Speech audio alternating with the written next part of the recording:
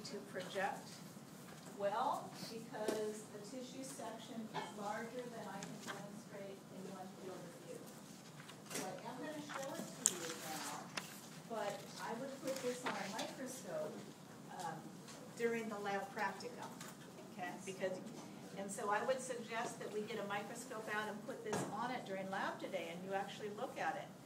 Of course, I suggest that for all of the slides. This is the lumen of the penile urethra that we're in, okay?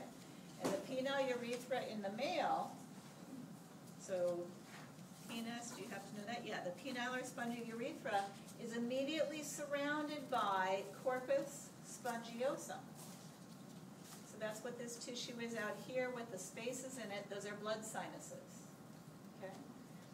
And then we cross a collagenous sheath, which is tunica albuginea, or collagenous sheath, and we enter other blood sinuses. And on this particular slide, it's difficult to see the corpora cavernosa because we're seeing a lot of collagenous sheath septa in the middle of them.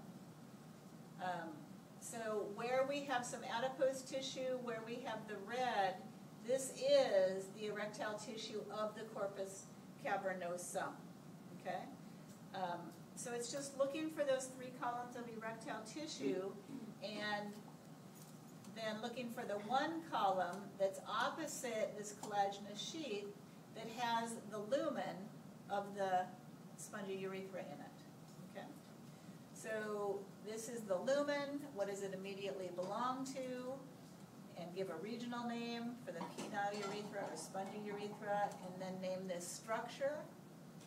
That would be the corpus spongiosum.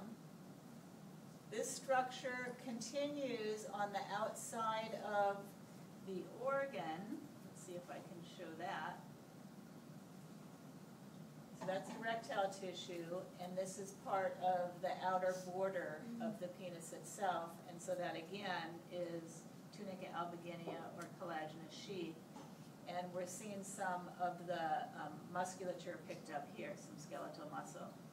But this collagenous sheath border is very thick, very strong, because it's going to provide the wall against which the turgor pressure of the erectile tissue filling with blood will be able to expand and create the erection.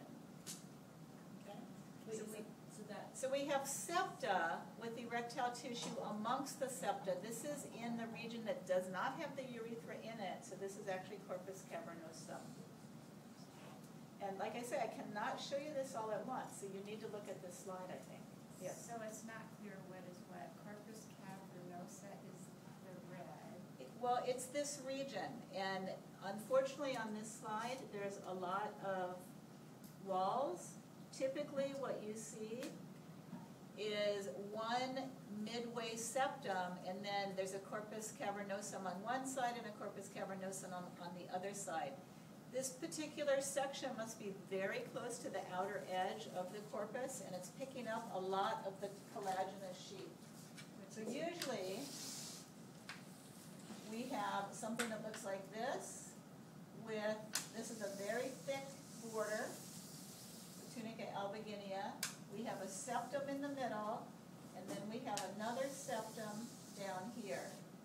The urethra lumen is here, so this is corpus spongiosum, and this is corpus cavernosum and corpus cavernosum.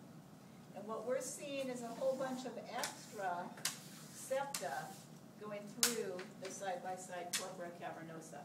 What's the septum made out of? Collagenous sheath. Yeah. And you're saying corpus cavernosum and cavernosa, is there a difference? Corpora cavernosa is plural. Oh. Corpus cavernosum is one of the pair, and Okay. corpus spongiosum is singular. Okay. So it's just Latin ending changes. Yeah. On this lab guide, you have tunica albuginea / collagenous. You can call it either one.